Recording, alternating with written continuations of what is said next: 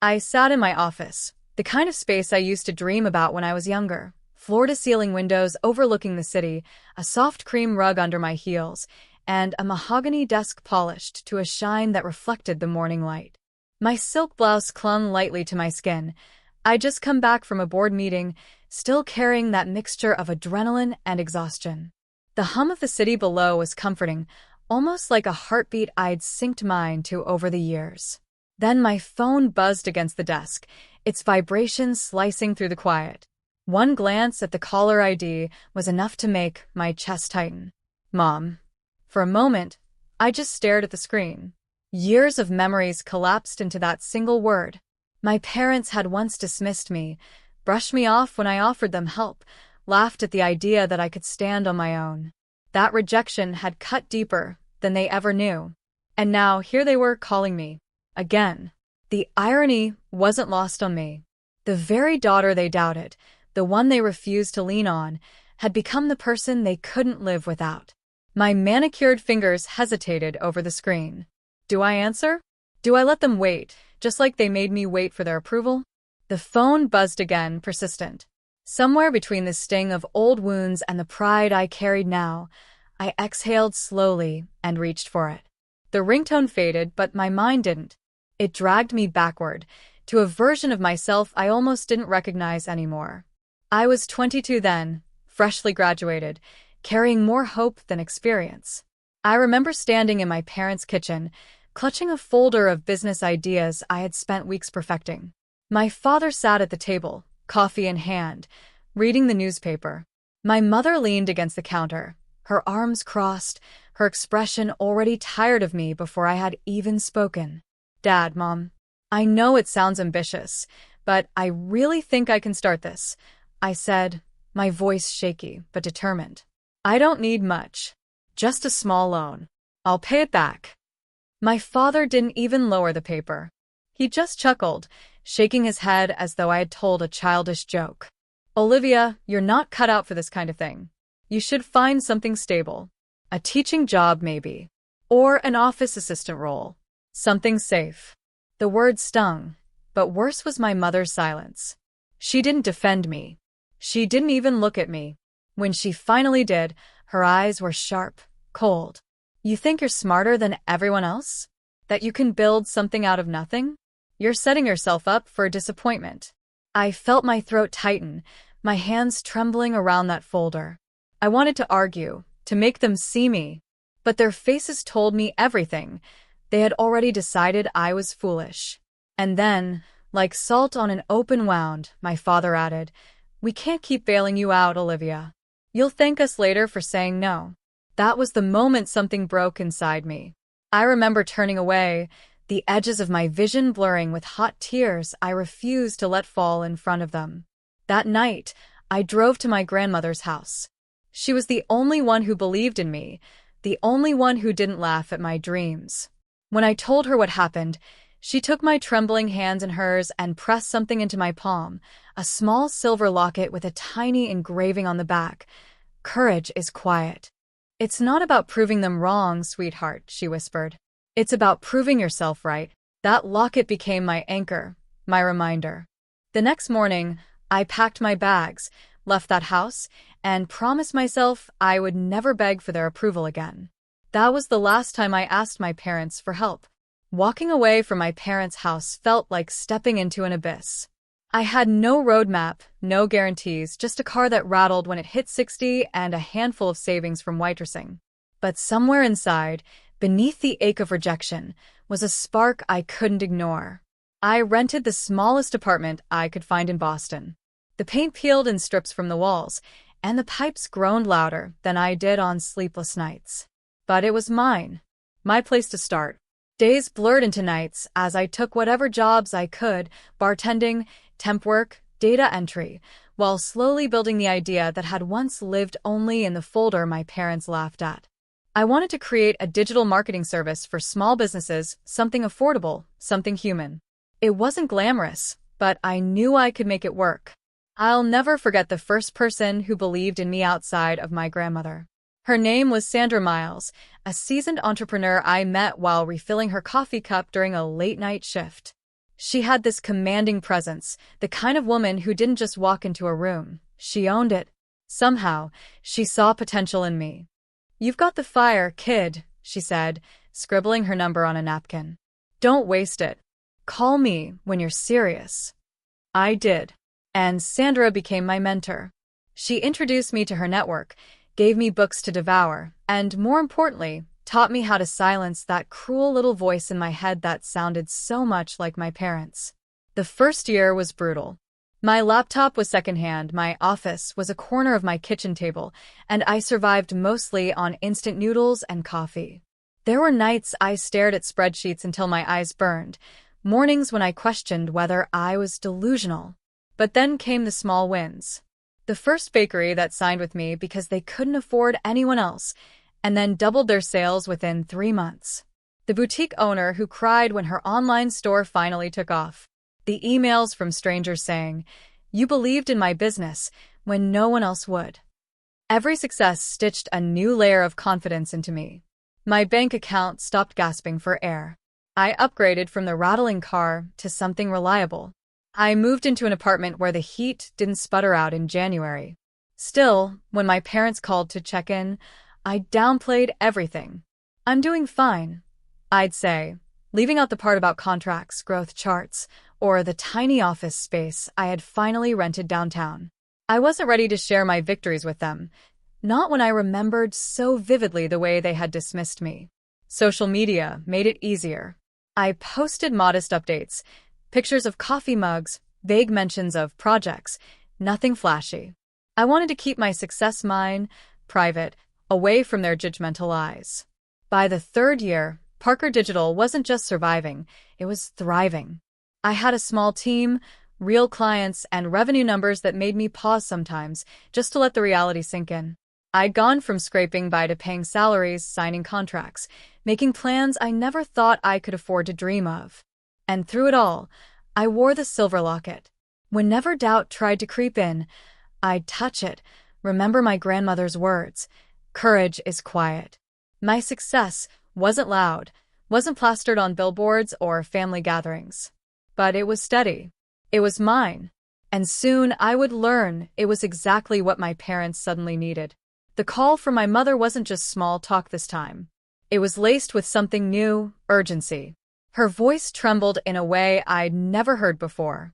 "Olivia, your father and we need to talk. In person." 2 days later, they arrived in my office. They expected me to meet them at some cafe, I'm sure. But I told them to come to my workplace, careful not to give away too much. As the elevator door slid open on the 12th floor, I stood waiting, hands clasped calmly in front of me, heart racing beneath the calm surface. My parents stepped out, both looking smaller than I remembered. My father's once commanding posture had softened, his shoulders sagging. My mother clutched her handbag like it was an anchor. Their eyes darted around nervously as they followed me down the hallway lined with frosted glass offices. "Olivia," my father muttered, trying to sound casual. "Nice place. Do you work here?" I smiled faintly. Something like that. When I opened the door to my office, they froze. The space was everything my old apartment had not been. Expansive windows flooding light over sleek furniture, abstract art on the walls, a bookshelf stacked with marketing journals and awards. A golden plaque on the desk read, "Olivia Parker, founder and CEO, Parker Digital." For a moment, silence filled the room. My father's mouth opened, then closed again. My mother's eyes swept across the space, disbelief etched on her face. You're the CEO?" she finally whispered. "Yes," I said evenly, sinking into the leather chair behind my desk. "This is my company, built from scratch. The one you told me would never work." The words hung heavy in the air. My father cleared his throat, visibly uncomfortable. "Olivia, we just wanted you to be realistic. You have to understand. We thought we were protecting you." I let out a quiet laugh, though there was no humor in it. "Protecting me? By tearing down every dream I shared with you?" My mother's eyes brimmed with tears, though I wasn't sure if they were born from guilt or desperation. "Olivia, please. Things have been difficult. Your father's company went under. We've had to sell the house. We're staying with friends right now, but it's not sustainable. Her voice cracked as she whispered, "We need your help." There it was. The same daughter they dismissed was suddenly their lifeline. I leaned back, folding my arms, letting the silence stretch until they shifted uncomfortably. I wanted them to feel the weight of this reversal, to sit in the truth they had once refused to see. "Do you remember," I said slowly, "the night I came to you with my business plan? You told me I was foolish, that I wasn't cut out for it, that you couldn't bail me out." My father winced. My mother looked away. And yet, here we are. I gestured to the office around me, the bustling team visible through the glass wall, the awards that gleamed under the light. "Everything you said I couldn't do, I did, without you." The shame in their eyes was undeniable. For once, I wasn't the trembling girl clutching a folder. I was the woman who had built something undeniable, something they could no longer laugh at. My father finally spoke, his voice hoarse. "Olivia, we're proud of you." The words came too late, and we all knew it. I leaned forward, resting my elbows on the desk. My grandmother's locket, hidden beneath my blouse, pressed gently against my skin like a reminder of who I was and how far I'd come. "I will listen," I said calmly. "But understand this, I am not the same daughter you once dismissed. If you want my help, it comes on my terms." Their eyes widened, realizing they were no longer in control of this conversation. For the first time, I held the power, and I wasn't going to waste it. For a long moment, the only sound in the office was the distant hum of printers and muffled chatter from my team outside. My parents sat across from me, small and uneasy in chairs that seemed far too big for them. It struck me how quickly the roles had reversed. Once, I was the child begging for their support. Now, they were the ones waiting, hoping for mine. I folded my hands neatly on the desk. "If I do this," I began slowly, "it won't be a blank check. I won't just write you a rescue plan without boundaries. Things will change. For all of us." My mother leaned forward, her voice trembling. "Of course, Olivia. Whatever you say." I nodded, choosing my words carefully. "First, Dad. You've always carried yourself like the authority in every room, like no one else's ideas mattered. That stops. If I step in to help, you're going to rebuild your pride from humility this time. No more cutting people off. No more dismissing voices you don't want to hear. You'll take a job, any job, and stick with it until you earn your way back." His jaw tightened, but he didn't argue. I turned to my mother. "And your habit of silence hurt me more than Dad's words ever did.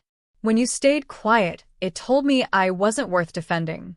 If I help you now, I need you to find your voice. Speak up for yourself. Stand up for others. No more pretending everything is fine when it's not."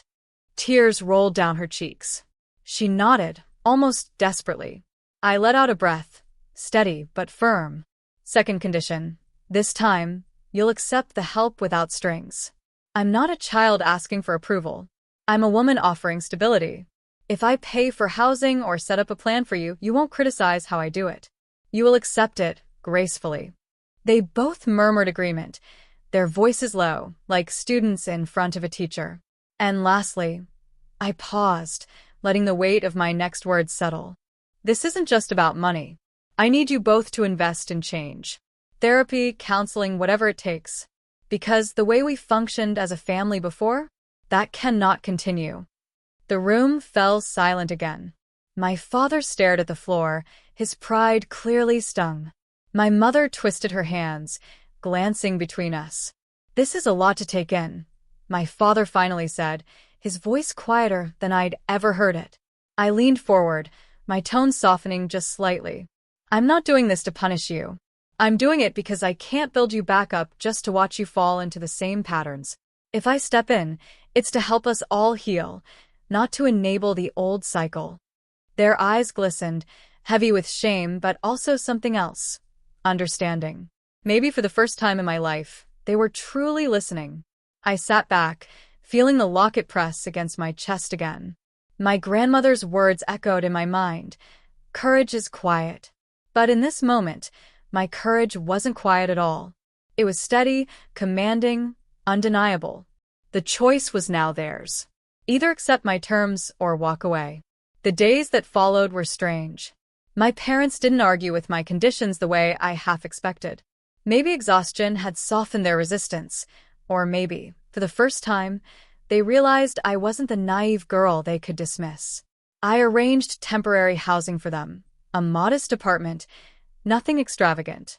My father took a job at a logistics firm, miles away from the corner office he once occupied. My mother began attending counseling sessions through a program I recommended. It wasn't easy for them. I knew humiliation lingered under every adjustment, but slowly, something began to shift. When I visited one afternoon, I found my father sitting at the kitchen table, not behind a newspaper, but listening, really listening, as my mother spoke about her therapy session. His hands weren't clenched, his voice wasn't sharp. For once, there was space for her words. It startled me. It moved me. Driving home, I realized that helping them wasn't about erasing the past, it was about reshaping the future. They would never undo the sting of those rejections, but perhaps they could finally understand what it had cost me to rise above them. One evening, as I prepared for another late-night strategy call, I noticed the silver locket glinting under the desk lamp. I picked it up, running my thumb over the tiny engraving. Courage is quiet. My grandmother had been right. Quiet courage had carried me through nights of doubt, years of silence, and the weight of rejection. But now my courage was something more. It was a voice that could not be ignored. I stood by the window, looking out at the city lights flickering against the dark sky. My reflection in the glass showed a woman my younger self would barely recognize, stronger, steadier, unapologetically herself. My phone buzzed again, a message from my mother. "Thank you for believing in us. We're trying, Olivia. Really trying." For the first time, I believed her. And in that moment, I felt something I never thought I'd feel toward them again. Peace. I slipped the locket back around my neck, whispering to myself, almost like a promise. They refused my help once. Now, they can't live without it. And I'm finally okay with that.